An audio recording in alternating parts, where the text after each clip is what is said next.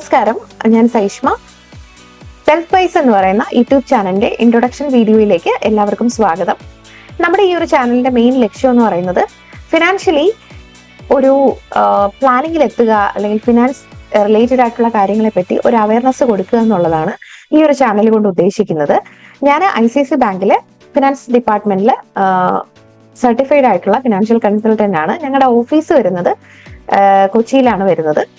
നമ്മുടെ ഈ ഒരു ചാനലിൽ മെയിനായിട്ട് ഫോക്കസ് ചെയ്യുന്നതെന്ന് പറഞ്ഞാൽ പലതരത്തിലുള്ള ഇൻവെസ്റ്റ്മെന്റുകളെ പറ്റിയും, അതുപോലെ തന്നെ ഫിനാൻഷ്യൽ പ്ലാനിങ് എങ്ങനെ കൊണ്ടുവരാം, അതുപോലെ ഫിനാൻസ് റിലേറ്റഡ് ആയിട്ടുള്ള ടിപ്സുകൾ, സാമ്പത്തികമായിട്ടുള്ള ഒരു ഭദ്രതയിൽ എത്തുന്നതിന് വേണ്ടിയിട്ടുള്ള സിമ്പിൾ ആയിട്ടുള്ള കാര്യങ്ങളൊക്കെ ഞാൻ ഈ ഒരു ചാനലിലൂടെ നിങ്ങളുമായിട്ട് ഡിസ്കസ് ചെയ്യുന്നതായിരിക്കും.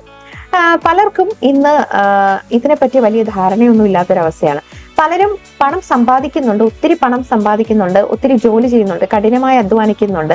പക്ഷെ ഈ പണം സേവ് ചെയ്യാനോ അല്ലെങ്കിൽ അത് അവർക്ക് സമ്പാദിച്ച് അത് അവർക്ക് നിലനിർത്താനോ പറ്റാത്തൊരവസ്ഥയിലേക്ക് പോകാറുണ്ട്. അതായത് നമുക്ക് ഒരുപാട് ഇൻപുട്ട് കിട്ടുന്നുണ്ട്, പക്ഷെ ആ ഒരു ഔട്ട്പുട്ടിലേക്ക് എത്താൻ പറ്റാത്തൊരവസ്ഥ നമുക്ക് കാണാറുണ്ട്. അപ്പോൾ അത് വളരെയധികം മലയാളികളുടെ ഇടയിൽ തന്നെ കാണുന്ന ഒരു പ്രധാനപ്പെട്ട ഒരു പ്രോബ്ലമാണ്. മലയാളികൾ പലരും കുട്ടികളെയൊക്കെ നല്ല രീതിയിൽ പണം സമ്പാദിക്കാനൊക്കെ പഠിപ്പിക്കുന്നുണ്ട്, പക്ഷേ അത് എങ്ങനെ നിലനിർത്താം എന്നുള്ളത് പഠിപ്പിക്കുന്നതിൽ വളരെയധികം പുറകിലോട്ടാണ് മലയാളികൾ എന്ന് പറയുന്നത്. പ്രത്യേകിച്ച് ഇപ്പോ നമ്മളൊരു പണം, അതായത് ഒത്തിരി പണം സമ്പാദിക്കുന്നുണ്ട്, പക്ഷേ ഈ പണം എല്ലാം ചോർന്നു പോകാൻ ഒരു നിമിഷം മതി. ഒരു അസുഖമോ അല്ലെങ്കിൽ ഒരു അപകടമോ വന്നു കഴിഞ്ഞാൽ നമ്മൾ അത്രയും കാലം സമ്പാദിച്ചു വെച്ച പണവും അതുപോലെ തന്നെ ആ സാമ്പത്തികമായിട്ടുള്ള കാര്യങ്ങളെല്ലാം അതിലൂടെ നഷ്ടമാകുന്ന ഒരവസ്ഥ കാണാറുണ്ട്. പലയിടങ്ങളിലും അങ്ങനെ കാണാറുണ്ട്.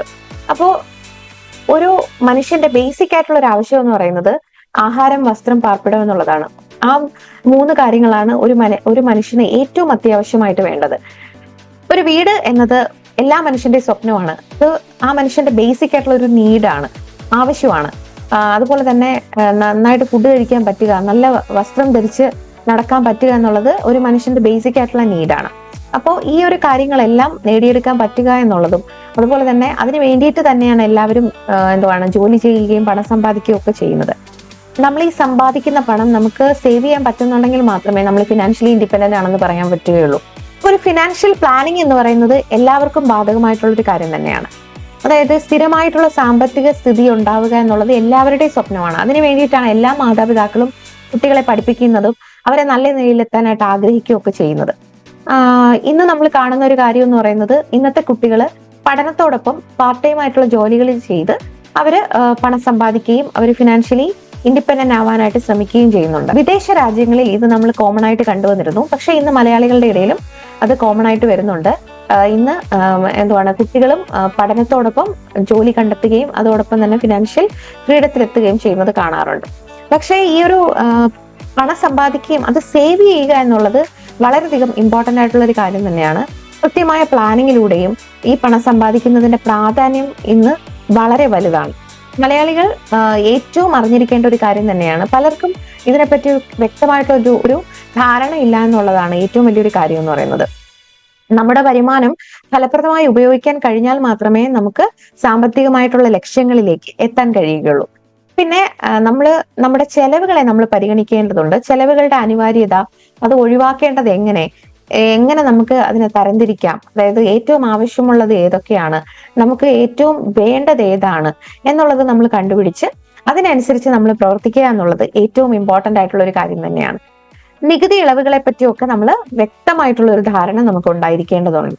പലവിധമായിട്ടുള്ള നികുതി കിഴിവുകളും അതുപോലെ തന്നെ പ്രത്യേകമായിട്ടുള്ള നിക്ഷേപ രീതികളും ഒക്കെ നമുക്ക് നേടിയെടുക്കാം. അതിലൂടെ ഫിനാൻഷ്യൽ പ്ലാനിങ്ങിലും ഒക്കെ എത്താനായിട്ട് പറ്റും. അതിനു വേണ്ടിയിട്ടാണ് ഹോം ലോൺ, അതുപോലെ തന്നെ ഇൻഷുറൻസ് പോളിസി, പെൻഷൻ ഫണ്ടുകൾ, ഇവയൊക്കെ ഇതിനൊക്കെ ഉദാഹരണമാണ്.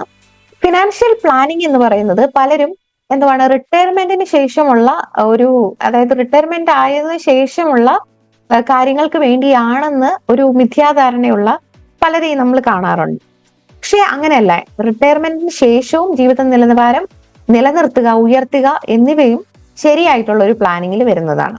അതായത് റിട്ടയർമെന്റ് പ്ലാനിങ് എന്ന് പറയുന്നത് സാമ്പത്തിക ആസൂത്രണത്തിലെ ഒരു ഭാഗം തന്നെയാണ്.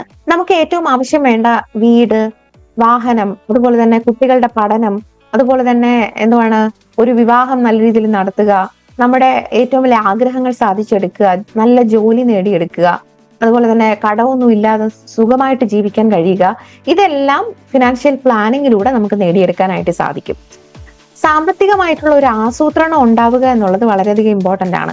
അതുപോലെ തന്നെ സ്ത്രീകളിലൊക്കെ ഉണ്ടാകുന്ന പലതരത്തിലുള്ള രോഗങ്ങൾ, അത് ഒരു കുടുംബത്തെ തന്നെ വല്ലാത്ത രീതിയിലേക്ക് ബാധിക്കുന്ന ഒരു അവസ്ഥയെത്തും. ഒരു കുടുംബത്തിന്റെ ഒരു നെടുന്തൂണാണ് ഒരു സ്ത്രീ, അല്ലെങ്കിൽ ആ കുടുംബത്തിന്റെ ഗൃഹനാഥൻ എന്ന് പറയുന്നത്. അപ്പോൾ ആ ഒരു സ്ത്രീക്കോ അല്ലെങ്കിൽ ആ ഒരു ഫാദറിനോ ഒരു പ്രോബ്ലം ഉണ്ടാകുമ്പോൾ ആ കുടുംബത്തെ മുഴുവനും അത് സാരമായി ബാധിക്കുന്ന ഒരു അവസ്ഥയിലെത്തും. നമ്മുടെ കുട്ടികളുടെ പഠനത്തെയും അവരുടെ ഫ്യൂച്ചറിനെയും അവരുടെ മുഴുവൻ സാമ്പത്തികമായിട്ടുള്ള ആ ഒരു സ്ഥിതിയെയും സാരമായി ബാധിക്കുന്ന ഒരു അവസ്ഥയിലേക്ക് എത്താറുണ്ട്. അപ്പൊ അവിടെയെല്ലാമാണ് നമുക്ക് സാമ്പത്തികമായിട്ടുള്ള ആസൂത്രണത്തിന്റെ പ്രാധാന്യം വരുന്നത്. അതുപോലെ തന്നെ നമുക്ക് ഈ ഒരു കാര്യങ്ങളിൽ എന്തൊക്കെയാണ് നമ്മൾ ശ്രദ്ധിക്കേണ്ടത് എന്നതിനെ പറ്റി വരുന്ന വീഡിയോയിലൊക്കെ ഞാനത് ഡിസ്കസ് ചെയ്യുന്നതായിരിക്കും. എന്താണ് ഫാമിലി ബഡ്ജറ്റ്, അതുപോലെ തന്നെ ഈ ഒരു ഇൻഷുറൻസ്, അതുപോലെ തന്നെ സിസ്റ്റമാറ്റിക് ആയിട്ടുള്ള ഇൻവെസ്റ്റ്മെന്റ് പ്ലാൻസ് ഏതൊക്കെയാണ്, ഹോം ലോൺസ്, അതുപോലെ തന്നെ സേവിങ് പ്ലാൻസ്, ടാക്സ് സേവിങ്, ഇവയെല്ലാം നമ്മൾ വരുന്ന ദിവസങ്ങളിലൊക്കെ നമ്മൾ ചർച്ച ചെയ്യുന്നതായിരിക്കും. അതുപോലെ തന്നെ നമ്മുടെ ഓഫീസ് റിലേറ്റഡ് ആയിട്ടുള്ള കാര്യങ്ങളെ പറ്റിയുള്ള അപ്ഡേഷൻ ഈ ഒരു ചാനലിലൂടെ ഞാൻ നിങ്ങളെ അറിയിക്കുന്നതായിരിക്കും. സാമ്പത്തികമായിട്ട് ഒരു സെക്യൂരിറ്റിയിലേക്ക് എത്തണം എന്ന് നിങ്ങൾ ആഗ്രഹിക്കുന്നുണ്ടെങ്കിൽ, അതുപോലെ തന്നെ ഇതിനെപ്പറ്റി കൂടുതൽ അറിയാൻ നിങ്ങൾ ആഗ്രഹിക്കുന്നുണ്ടെങ്കിൽ എൻ്റെ ഈ ഒരു ചാനൽ സബ്സ്ക്രൈബ് ചെയ്യുക. എൻ്റെ ഫേസ്ബുക്ക് പേജും അതുപോലെ തന്നെ ഇൻസ്റ്റഗ്രാം പേജും നിങ്ങൾ ഫോളോ ചെയ്യുക. അപ്പൊ നമുക്ക് പുതിയ പുതിയ വീഡിയോസുമായിട്ട് വീണ്ടും കാണാം. Thank you.